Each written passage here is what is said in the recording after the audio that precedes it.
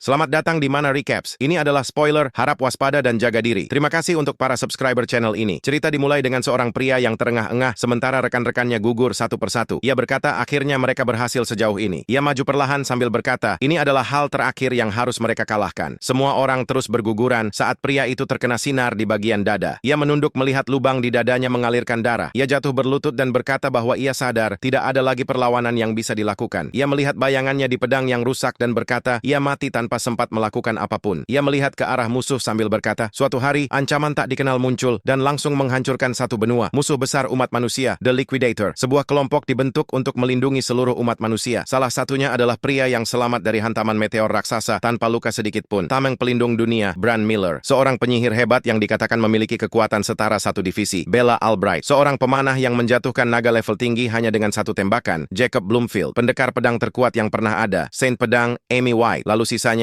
hanyalah umpan meriam unit pendukung. Mereka tidak lebih dari pion pengorbanan. Kita pun tahu bahwa pria tadi hanyalah seorang prajurit biasa bernama Gray Lee. Ia menghela napas dan berkata bahwa yang lain berada di level yang benar-benar berbeda. Ia tahu lulusan dari World Union Academy luar biasa, tapi tak menyangka perbedaannya sejauh ini. Ketika mereka menyerang Liquidator, serangan itu hanya memantul dari dadanya tanpa meninggalkan goresan. Gray menggenggam tanah dengan penuh penyesalan sambil bertanya, apakah keberadaan unit pendukung itu ada artinya. Saat Amy mulai menyerang Liquidator, ia menggertakkan gigi sambil menangis, berkata bahwa mereka juga berlatih keras, tapi semua itu sia-sia. Serangannya terus berlanjut, namun hanya satu yang berhasil menggores Liquidator, yang kemudian tertawa geli dan berkata bahwa ia terluka. Ia pun mengangkat kedua telapak tangannya dan berkata, baiklah, lalu dua serangan mulai terbentuk di tangannya dan ia melepaskannya ke arah Amy dan yang lainnya. Gray hanya bisa menyaksikan tubuh mereka terbelah dua. Mereka semua kalah hanya dengan satu serangan. Gray tercengang melihat pemandangan itu. Liquidator berkata, ia bosan bermain-main. Gray berkata, itu benar-benar gila, lalu perlahan mulai menyerah karena luka-lukanya. Berkata bahwa mereka tak mungkin bisa menang melawan makhluk ini. Tak lama kemudian, ia membuka matanya dalam kebingungan, berkata bahwa jantungnya tertusuk tapi entah bagaimana ia masih hidup. Saat ia menunduk ke genangan darah, terdengar suara berkata bahwa mereka telah menemukannya. Ia mulai melihat cahaya terang sementara suara itu melanjutkan, mari majulah, kau yang memiliki kekuatan besar, katanya. Saat melihat sekeliling, melihat bintang-bintang dan obelisk tak terhitung, ia melihat ke sekitar bertanya-tanya apa yang sebenarnya sedang terjadi. Berkata bahwa jika ini adalah alam baka, tempat ini terasa agak kosong. Tiba-tiba ia berada di atas singgasana, bertanya kepada mereka siapa mereka sebenarnya. Mereka berkata bahwa ia belum mati. Luka fisiknya sudah sepenuhnya sembuh. Layar-layar berwarna kuning mulai muncul di hadapannya. Salah satunya menarik perhatiannya, dan terlihat bahwa lubang di dadanya telah pulih. Ia bertanya apakah makhluk itu yang menyembuhkannya. Mereka menjawab, tidak, itu berasal dari kekuatan Gray sendiri. Gray bertanya apa maksudnya, tapi mereka berkata mereka tidak bisa menjelaskan, karena bahkan mereka pun tak mampu menganalisis kekuatannya. Namun mereka bisa menjamin bahwa kekuatannya lebih besar dari kekuatan yang dimiliki Liquidator, asalkan ia bisa mengendalikannya. Gray bertanya apakah ini berarti mereka bisa menang. Makhluk itu berkata mereka tidak terlalu berharap banyak, tapi percaya bahwa Liquidator harus dikalahkan. Itulah alasan mereka melakukan ini. Makhluk itu menusuk dada Gray dengan tangannya, lalu menariknya keluar sambil berkata, sekarang dia bisa pergi. Cahaya biru terang muncul dari dadanya dan berubah menjadi lingkaran sihir di belakangnya. Makhluk itu berkata bahwa ia akan meminjamkan kekuatannya pada Gray. Cahaya itu semakin terang. Kembali ke gurun tempat mereka melawan Liquidator, Gray mempererat genggaman pada pedangnya dan menariknya keluar saat aura hitam kemerahan mulai terbentuk di ujungnya. Makhluk itu berkata bahwa inilah kekuatannya, karena kekuatan itu tak bisa dilihat oleh mata telanjang. Gray mengangguk dan mulai maju. Liquidator mendengarnya dan berbalik. Gray menebas lurus ke dadanya. Gray menatapnya. Saat Liquidator berkata bahwa ia tak menyangka masih ada orang sekuat ini. Gray berkata sepertinya itu berhasil melukainya, dan itu memberinya harapan. Ia maju menyerang sambil berkata bahwa ini berarti kekuatannya sekarang sebanding dengan Liquidator. Tapi Liquidator memperingatkannya agar tidak meremehkannya. Sebuah serangan menebas tubuh Gray hingga memisahkan kedua kakinya dari badannya. Terkejut,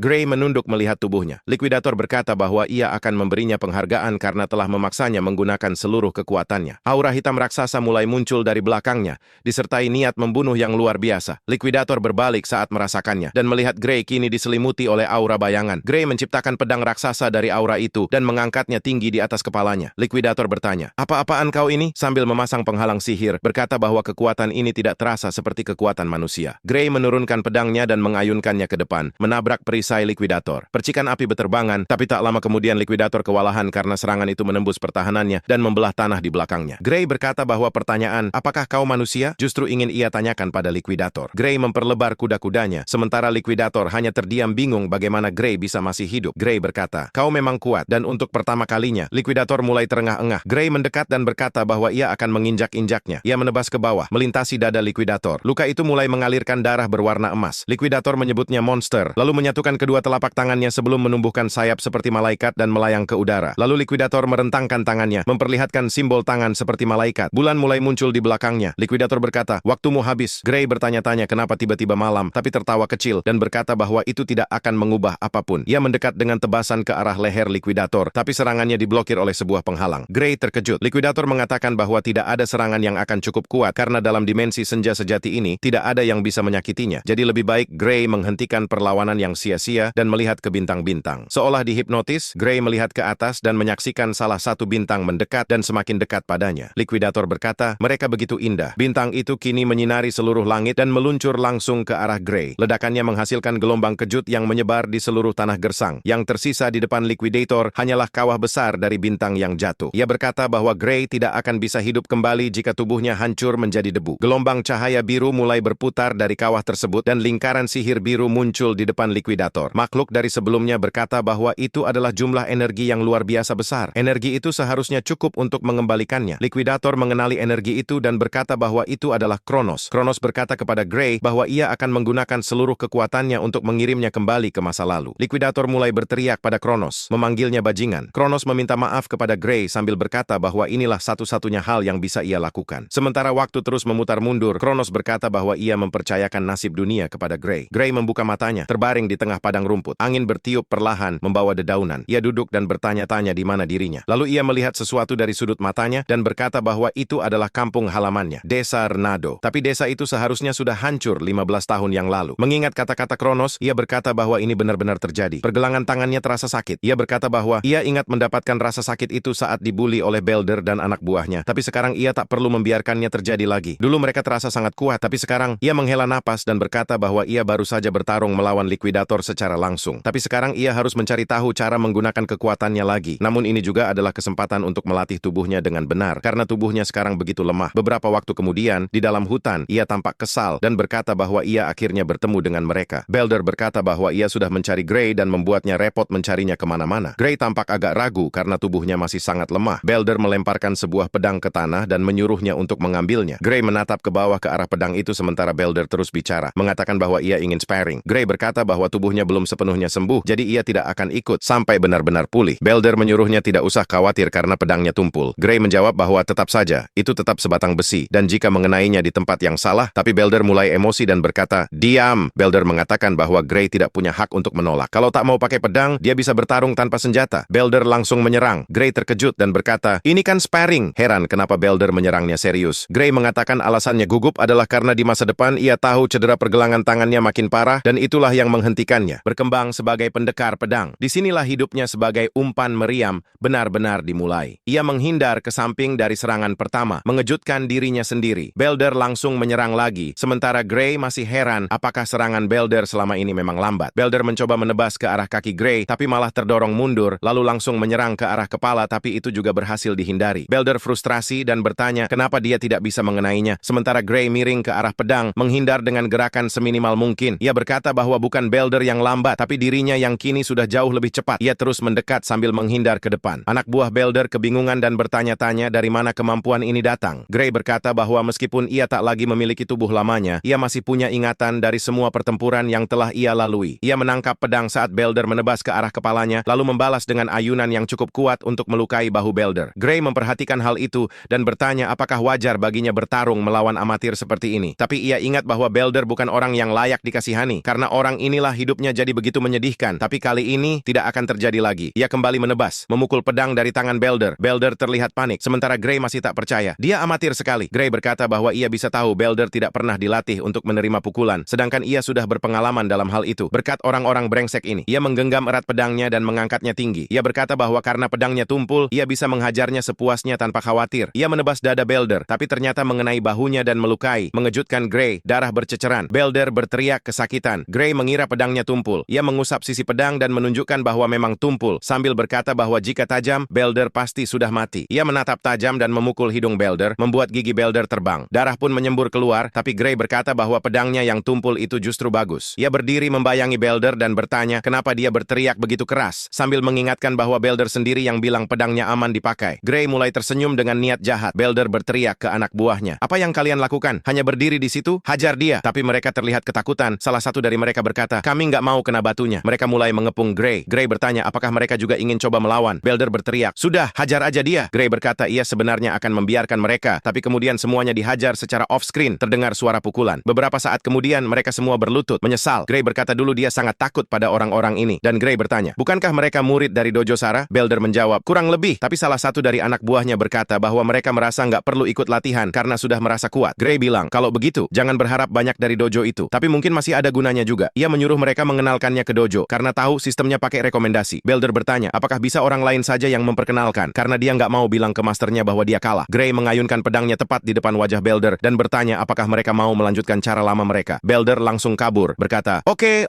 aku yang bawa." Langsung ciut total. Kembali ke desa, Belder penasaran kenapa Gray ingin masuk ke dojo. Gray berkata, ia tahu kalau dojo itu punya jalur rekomendasi untuk masuk akademi. Belder menjawab, "Mungkin." Gray berkata, "Itu jawabanku." Salah satu anak buahnya berkata, "Tapi kamu sudah cukup kuat bahkan tanpa masuk akademi." Gray bilang akan bagus kalau itu cukup, tapi bahkan barisan terkuat dunia saja bisa dikalahkan. Bahkan saat ia menggunakan kekuatan dari masa depan, ia tidak tahu seberapa kuat yang ia butuhkan, tapi ia punya sedikit bayangan. Walau singkat, saat itu ia merasakan bagaimana cara mengendalikannya. Fokus utamanya waktu itu adalah teknik pedang yang diajarkan Amy. Ia berkata, "Andai saja aku lebih banyak berlatih ilmu pedang sekeras Amy, mungkin hasilnya akan berbeda." Kronos pasti mengirimnya kembali bukan cuma karena plot armor. Di dojo, seorang wanita bertanya apakah mereka benar-benar menggunakan teknik dari dojo untuk menyerang warga sipil, dan justru mereka semua malah dipermalukan. Ia mengklik lidahnya dengan kesal sambil menatap mereka, lalu diperkenalkanlah Sarah. Belder bilang mereka nggak berniat menindas Gray, itu cuma sparring, tapi Sarah langsung meninju Belder, menghempaskannya ke belakang. Anak-anak lainnya langsung ketakutan. Sarah bertanya kenapa mereka beralasan, karena ia tahu Belder hanya berusaha membuli. "Kalau begitu, pukulanku barusan juga cuma mock battle," katanya sambil menunjukkan pedang ke mata Belder. Ia berkata, "Pergi dan jangan pernah kembali." Tapi itu berlaku untuk semuanya. Tak satu pun dari mereka berhak lagi menyebut diri sebagai murid dari dojo ini. Mereka semua menjawab, "Baik, Sensei," lalu pergi. Sarah pun berbalik badan, meminta maaf kepada Gray. Ia berkata bahwa murid-muridnya yang dulu telah menyebabkan banyak masalah untuk Gray. Gray mengatakan tak perlu khawatir. Ia berterima kasih, lalu berkata mendengar bahwa Gray menginginkan surat rekomendasi ke akademi. Gray menjawab, "Baiklah." Sarah mengambil pedang kayu dan berkata bahwa sebagai permintaan maaf atas masalah yang ditimbulkan, ia akan dengan senang hati menuliskan surat itu. Tapi pertama, ia harus menguji kemampuannya. Gray setuju. Ia memberikan serangan pertama kepada Gray dan mempersilakan menyerang kapan saja. Gray menyerbu maju sambil berkata, "Siap." Mereka mulai beradu pedang, bergerak cepat dan saling serang. Sarah terlihat curiga, mengatakan bahwa meskipun teknik Gray praktikal, seolah ia sudah melewati banyak pertempuran. Saat pedangnya tergores oleh tebasan Gray, ia mulai paham kenapa Belder dan yang lain bisa kalah. Gaya Gray memang seperti otodidak, tapi ada sedikit nuansa teknik akademi di dalamnya. Ia bertanya-tanya apakah ada yang mengajarinya. Kasar, tapi jelas Gray punya bakat. Ia benar-benar permata yang belum diasah. Sarah berkata, sayang pertarungan ini harus segera diakhiri. Ia maju menyerang. Gray memutar tubuhnya dan menangkis serangan itu. Namun Sarah terus menekan tanpa henti. Ia heran, kenapa Gray belum juga kehabisan tenaga dan bisa mengimbanginya. Niat awalnya hanya ingin menguji, tapi kini ia harus mengerahkan seluruh kemampuannya. Lebih dari itu, ia mulai takut pada anak ini. Saat Gray mulai bersiap menyerang lagi, ia bisa merasakan niat membunuh. Gray menyerang, Sarah mundur cepat menghindar, bertanya-tanya apa perasaan buruk yang ia rasakan barusan. Saat postur Gray agak turun, ia langsung melompat sambil menebas dan berkata, "Sampai di sini saja." Tapi ia terkejut melihat pedangnya sendiri patah dan jatuh di belakangnya. Gray sadar bahwa sensasinya sama seperti sebelumnya. Itu berarti kekuatannya masih ada. Namun ia tiba-tiba merasakan sakit hebat, berteriak dan jatuh ke tanah. Sarah bertanya apa yang terjadi dan apakah ia baik-baik saja. Tubuh Gray tidak mampu mengikuti kekuatannya. Ia berusaha berdiri dan berkata bahwa dirinya baik-baik saja. Ia menyadari bahwa ia tidak bisa sembarangan menggunakan kekuatan ini. Ia berpikir apakah harus memberitahunya, tapi memutuskan tidak. Ia yakin Sarah tidak akan percaya. Bahkan ini adalah kekuatan yang belum bisa ia kendalikan. Ia tertawa kecil dan berkata bahwa ia hanya sedikit terbawa suasana. Sarah berkata bahwa secara logika tidak mungkin memotong pedangnya dengan pedang kayu tumpul. Ia yakin Gray pun menyadarinya. Sarah menatapnya, bertanya apakah ada yang salah. Ia berkata Gray tidak berniat membicarakannya. Ia menghela napas lalu bertanya apakah Gray ingin rekomendasi ke akademi. Gray menjawab iya karena ia dengar Sarah bisa memberikannya. Sarah mengatakan dia memang bisa memberi akses ke Akademi Kerajaan Ilmu Pedang. Namun ia tidak menyarankan Gray untuk pergi ke sana. Gray salah paham dan mengatakan ia tahu dirinya belum cukup kuat karena ia hanya bisa menahan satu kali serangan. Tapi Sarah berkata sebaliknya, Gray sebaiknya pergi ke Akademi Serikat Dunia, bukan hanya puas dengan yang terbaik dari kerajaan, tapi hanya dengan yang terbaik di dunia. Gray terkejut karena semua pahlawan asli berasal dari sana. Ia bertanya apakah dia bahkan bisa diterima di sana. Sarah menjawab bahwa saat ini itu tidak mungkin. Tubuhnya belum layak untuk menjadi seorang pendekar. Jika di Akademi Kerajaan, ia mungkin bisa menyamar dengan tekniknya. Tapi itu tak akan berhasil di Akademi Serikat Dunia. Ia bertanya bagaimana bisa memiliki teknik seperti itu dengan tubuh lemah. Gray berkata itu masuk akal. Semua orang di akademi itu adalah monster sejati. Ia mulai tampak putus asa. Sarah bertanya kenapa menyerah. Masih ada 9 bulan sebelum ujian masuk. Gray berkata waktu itu tidak banyak. Sarah mengangguk. Mungkin tidak banyak, tapi ia ingin Gray percaya padanya selama 9 bulan ke depan. Apakah dia ia siap menderita? Gray berkata, sebenarnya ia agak tidak mau, tapi ia pasti akan menerima tawarannya. Ia meminta Sarah membimbingnya. Sarah tertawa, lalu berkata, itu jawaban yang bagus. Lalu ia tertawa lagi, berkata, kalau begitu, saatnya kau merasakan neraka. Kita melihat montase pelatihannya, makan banyak, diracun, latihan pedang bersamanya. Hingga setelah 8 bulan penuh, tubuh Gray telah ditempa. Ia berkomentar bahwa tubuh Gray kini jauh lebih berotot dan ia tak punya apa-apa lagi untuk diajarkan. Gray berkata masih ada 1 bulan sampai ujian. Sarah menyarankan agar ia segera berangkat. Ia memberikan kantong uang, cukup untuk biaya hidup 1 bulan. Gray berkata ia khawatir ini terlalu cepat, merasa seolah-olah Sarah sedang mencoba mengusirnya dari desa. Sarah tertawa, mengatakan Gray terlalu banyak berpikir. Lalu Gray berkomentar bahwa ada sarang ogre ditemukan di dekat desa. Sarah terkejut. Gray berkata bahwa desa mereka juga hampir tidak memiliki penjaga. Sarah mengakui itu memang benar, tapi katanya hal itu tidak ada kaitannya dengan mereka. Bantuan akan datang dari ibu kota. Ia berkata, mereka tak perlu melakukan apapun. Gray hanya perlu fokus pada ujiannya. Tapi Gray tahu Sarah berbohong. Tak ada yang akan membantu desa sebelum dihancurkan. Ia tahu bahwa Sarah akan kehilangan nyawanya saat mencoba membunuh ogre itu sendirian. Gray mengatakan ia mengerti, lalu mengucapkan terima kasih dan berpamitan. Sarah terlihat lega dan berkata ia berharap Gray lulus ujian. Malam itu di hutan, terlihat kerangka-kerangka berdarah, tergantung di pepohonan saat ia masuk sendirian. Ia berkata berdasarkan laporan pengintai, sarang ogre ada di dekat sini. Lalu ia mendengar suara Gray bertanya, mau kemana? Saat ia menengadah, ia melihat Gray di atas pohon. Ia tersenyum ke bawah dan memanggilnya guru. Ia bertanya kenapa dia ada di sini dan mengatakan seharusnya dia sedang menuju akademi. Gray berkata dia juga ingin tahu hal yang sama. Ia mengatakan ibu kota yang akan menangani ogre itu. Sarah menjawab mereka tidak bisa datang karena keadaan darurat, jadi ia memutuskan melakukannya sendiri. Ia berkata dirinya cukup kuat untuk itu karena ia sudah tahu kekuatan ogre itu dari laporan. Itu adalah ogre elit dan sarangnya berisi 40-50 monster. Para anak buahnya mungkin sedikit merepotkan, tapi seharusnya bisa diatasi. Gray berkata, ogre elit tidak terlalu kuat sendirian, tapi kekuatan sejatinya ada pada kecerdasan dan kepemimpinannya. Dengan risiko dikepung, bertarung sendirian itu sama saja bunuh diri. Tapi ia tahu pasti, jika Sarah pergi sendirian, ia pasti mati dan desa akan hancur karena ia sudah melihatnya sendiri. Ia memintanya untuk membiarkannya ikut, tapi Sarah menggeleng, berkata ia bisa melakukannya sendiri. Gray mengatakan ia tak ingin melewatkan kesempatan mendapat pengalaman nyata, atau apakah Sarah pikir ia akan menghalanginya. Sarah berkata Gray sendiri tahu bahwa ia tak bisa lagi menang melawannya dalam pertarungan latihan, tapi mereka tak tahu apa yang akan terjadi dalam pertempuran sungguhan, terutama di sarang monster. Jadi lebih baik menunggu hingga Gray punya lebih banyak pengalaman bertarung sungguhan. Gray berkata kalau Sarah tetap ingin pergi sendirian, ia punya ide. Sarah bertanya, ide apa? Gray berkata, ia akan melawannya, menjatuhkannya pingsan, lalu mengurus ogre itu sendiri. Ia menatapnya tajam sambil mengarahkan pedangnya ke kepala Sarah. Sarah terdiam sejenak, lalu tersenyum dan berkata ia menyerah. Tapi ia ingin Gray berjanji, apapun yang terjadi, harus kembali hidup-hidup. Gray menjawab itulah yang ia rencanakan. Ia bilang Sarah juga harus janji melakukan hal yang sama. Malam itu, tepat di depan sarang, mereka melihat tak ada jalan keluar bagi para monster selain dari depan. Gray berkata itu berarti, monster-monster itu juga mungkin punya cara untuk mencegah orang kabur, karena mereka cerdas. Sarah mengatakan ia tahu, tapi ia tak melihat bosnya. Kemungkinan berada di dalam tenda. Jadi mereka bisa mengurangi jumlah musuh dulu sebelum bos muncul. Ia menyuruh Gray menghabisi musuh satu persatu dari sisi satunya, sementara ia dari sisi lain. Mereka akan bertemu di tengah. Gray setuju dengan rencana itu. Lalu Sarah berkata, mulai. Mereka pun sama-sama menyerbu. Salah satu monster menoleh hanya untuk melihat Sarah sudah ada tepat di depannya. Dengan satu tebasan, ia membuat isi kepala monster itu berterbangan ke udara. Monster lainnya melihat ke bawah dan melihat kepala temannya. Ia mulai berteriak, memperingatkan yang lain bahwa mereka sedang diserang. Kini giliran Gray yang menyerbu masuk dan menebas mereka. Sarah juga terus maju, masing-masing membabat habis musuh dari sisi mereka. Hingga akhirnya suasana menjadi sunyi dan mereka mulai berkumpul kembali. Ia berkata itu bagus, lalu bertanya apakah ini benar-benar pertama kalinya Gray. Gray menyuruhnya tetap fokus, tapi ia merasa aneh. Musuh terlalu lemah. Jika seperti ini, Sarah bisa mengatasinya sendiri. Kecuali jika bos yang ada di dalam tenda jauh lebih kuat dari perkiraan. Saat itu, sepasang mata menatap tajam padanya, membuat bulu kuduknya merinding. Ia berkata mereka harus segera keluar dari sana. Sarah bertanya ada apa? Ia berteriak, menyuruhnya lari sekarang juga. Sarah menjawab, baiklah, dan mereka langsung kabur. Tapi dari udara di atas Gray, seekor monster melayang turun. Gray menyadarinya juga saat monster itu mendarat tepat di depan mereka, menghalangi jalan keluar. Sarah mulai tertawa gugup. Itu adalah ogre elit yang muncul. Ia berkata itu pasti bosnya. Tapi Gray membantah, itu bukan bosnya. Saat makhluk itu mengaum, kita melihat dari kejauhan kawanan lainnya mulai mengamuk. Sarah bertanya makhluk apa itu. Gray berkata itu jauh lebih kuat dari ogre elit. Itu adalah General Ogre. Inilah bos sejati sarang ini. Saat kita melihatnya dari dekat, Sarah berkata mereka tidak akan bisa menghadapi makhluk itu sendirian.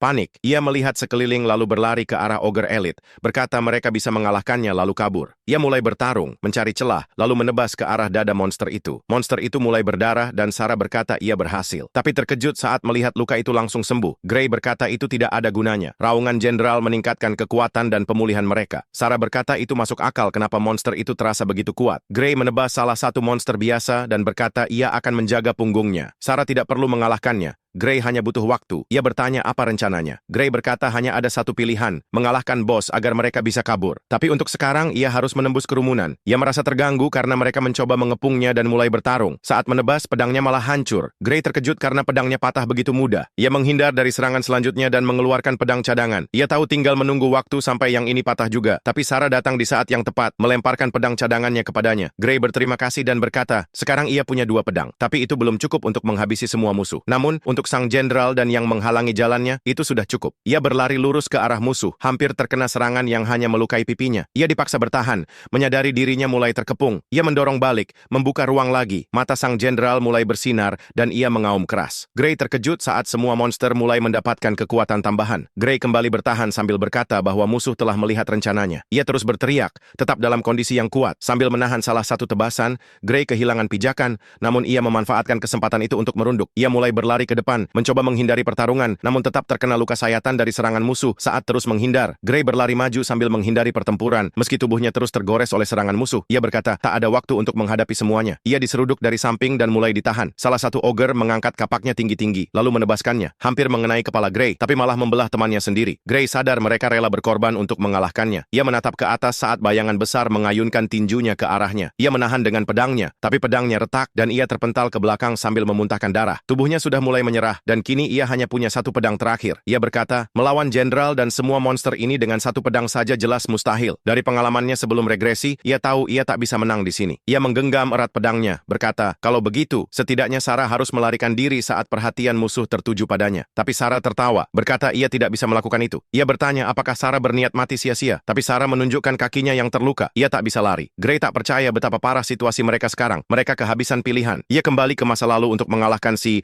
Liquidator, tapi kini pedangnya patah, dan ia merasa semua ini akan berakhir sia-sia di tempat menyedihkan ini. Tapi ia tidak menginginkannya seperti itu. Ia menggenggam gagang pedangnya lebih erat. Jika ia bisa memakai kekuatan itu lagi, semua musuh ini tidak akan berarti apa-apa. Ia mencoba mengingatnya, merasakan sensasinya, lalu menarik napas dalam-dalam dan menghembuskannya. Saat membuka mata, ia menebas ke arah gerombolan monster dengan pedang bayangan di tangannya. Sarah memanggil namanya. Ia menarik napas lagi dan tersenyum, berkata, semuanya baik-baik saja sekarang. Monster-monster itu terbelah dalam efek lambat seperti di anime, bahkan Jenderal Ogre pun ikut terbelah. Sarah terkejut. Ia menahan serangan Ogre Elit dengan mudah, berkata sekarang terasa ringan sekali. Padahal tadi sempat menyulitkannya. Kini ia mengalahkannya dengan mudah, dan berkata tanpa jenderal, monster itu bukan apa-apa. Gray berkata entah bagaimana mereka berhasil bertahan. Sambil terengah-engah, ia meminta maaf karena telah mematahkan pedang Sarah. Sarah berkata itu tidak masalah karena Gray telah menyelamatkan nyawanya, tapi ia ingin tahu tentang serangan tadi. Namun Gray jatuh ke tanah tak sadarkan diri. Sarah berteriak memanggil namanya. Saat Gray membuka matanya lagi, ia bertanya-tanya ia berada di mana. Ia berada di tempat asing dan melihat sebuah pintu berantai. Aura merah yang familiar muncul, menariknya menuju pintu itu. Ia sadar itu pasti sumber kekuatannya. Jika ia membukanya, mungkin ia akan bisa mengakses lebih banyak kekuatan. Tapi saat mendekat, ia merasakan aura kematian dan ketakutan menyelimuti. Jantungnya berdebar kencang. Ia berkata ia tak tahu kenapa, tapi yakin jika ia membuka pintu itu sekarang, ia pasti akan mati. Sebuah suara berkata itu keputusan yang bijak. Ia tersentak bangun, berkeringat dingin, terbaring di ranjang. Sarah memanggilnya, lega karena ia akhirnya sadar. Gray bertanya mereka di mana. Sarah berkata mereka di ruang perawatan desa, dan ia tak sadarkan diri selama 5 hari. Ia bilang ia terlalu memaksakan diri, itu harga yang harus dibayar tubuhnya. Tapi Sarah berkata itu bukan cara tepat menjelaskan apa yang ia lakukan. Ia lalu bertanya apakah Gray bisa bergerak. Gray mencoba dan langsung sadar, ia tak bisa mengumpulkan kekuatan di lengan kanannya. Bahkan ada memar aneh di sana. Sarah bertanya apakah lengannya sulit digerakkan, tapi tak menyebutkan memarnya. Gray pikir ia tidak bisa melihatnya. Ia berkata tak bisa memberikan tenaga di lengan itu. Sarah berkata tulangnya hancur total dan butuh waktu lama sembuh. Gray bertanya apakah ia yakin karena tidak terasa sakit sama sekali. Sarah berkata itu karena diobati ramuan sihir. Gray panik, itu ramuan mahal sekali. Tapi Sarah bilang jangan khawatir, kepala desa yang memberikannya. Gray terkejut seseorang seperti dia mendapat ramuan itu. Tapi Sarah berkata, apa maksudnya? Dia adalah pahlawan desa. Gray kebingungan, lalu kepala desa masuk dan memanggil namanya. Gray berterima kasih atas ramuan itu. Tapi kepala desa berkata, kamilah yang harusnya berterima kasih. Kalau itu benar-benar Ogre General, seluruh desa pun tak bisa mengalahkannya. Jika mereka tidak menghadapinya saat itu, semua akan mati. Ramuan itu akan terbuang sia-sia, jadi lebih baik digunakan. Tanpa mereka, desa ini tak akan ada. Gray berkata kepala desa melebih-lebihkan. Tapi kepala desa berkata ia tahu itu benar. Gray mengakui, di masa lalunya, semuanya hancur. Kepala desa berkata, jika Gray belum menyadari betapa pentingnya hal yang ia lakukan, maka ia akan menjelaskannya. Ia lalu menyebut ujian masuk Akademi Persatuan Dunia. Gray tampak terkejut, ia lupa tentang itu. Sekarang hanya tersisa 2 hari. Perjalanan ke Akademi butuh 3 hari berjalan kaki. Dengan kuda bisa sehari, tapi ia tidak punya uang. Ia meminta maaf dan memohon meminjam kuda. Kepala desa berkata, ia sudah menyiapkan kuda kuda terbaik untuknya. Sarah berkata, kalau hari ini Gray tidak bangun, mereka akan membawanya dalam tidurnya. Gray membuka pintu, silau oleh cahaya, lalu melihat seluruh desa berkumpul mengantarnya. Mereka semua mendoakannya lulus ujian dan berterima kasih telah menyelamatkan mereka. Seseorang mendekatinya, memberi sesuatu. Gray bertanya apa itu. Mereka berkata seluruh desa patungan karena biaya pendaftaran mahal. Gray terkejut, ini pengalaman yang tidak pernah ada sebelumnya. Ia sangat berterima kasih. Ia berkata akan sangat canggung kalau gagal dan harus kembali. Tapi Sarah mengatakan tak satu pun pelamar bisa mengalahkan Ogre General. Gray berkata lengannya masih bermasalah. Sarah bilang tangan kirinya masih berfungsi. Gray mengiyakan, tapi berkata itu bukan tangan yang biasa ia pakai. Sarah bilang itu sudah lebih dari cukup. Lagi pula ia tak perlu menggunakan kekuatan itu. Gray berkata, ujian mungkin tak semudah itu. Tak bisa dilalui dengan satu tangan. Tapi Sarah menjawab kemampuan Gray tak akan diabaikan dan ia jamin Gray akan lulus. Gray berterima kasih. Dengan dorongan seperti itu, ia tak mungkin gagal. Ia menatap ke belakang dan tersenyum. Dunia ini tidak seperti masa lalunya. Kini semuanya nyata dan masa depan bisa berubah dengan kekuatan ini. Ia akan mewujudkannya. Ia berpamitan dan pergi ke akademi. Ia berterima kasih pada kudanya karena telah membawanya. Ia menatap ke depan dengan percaya diri. Ini adalah pemandangan luar biasa karena ia benar-benar akan masuk Akademi Persatuan Dunia. Jika kalian menonton sampai akhir, tulis komentar dan jangan lupa subscribe untuk video ini. Tinggalkan like atau komentar agar channel ini terus berkembang. Terima kasih sudah menonton.